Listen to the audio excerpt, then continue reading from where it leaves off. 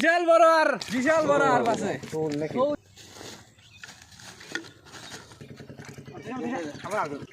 ও চকচকা টকটকা মাছ একদম। কি রে মানলে বসি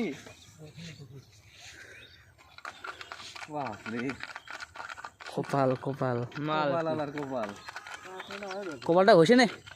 আশা সাথী ধরছা এটা কিনে নে তুই, কত পাইস দেখি। এ কাটে গেলে বে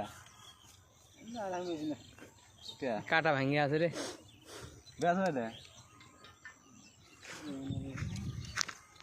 মেলা দাম গো তাও অনুমানে কত হবে? 15-16। সুপ্রিয় দর্শক দেখতে পাচ্ছেন নদীর একদম স্বচ্ছ মাছ এই মাত্র তুললো।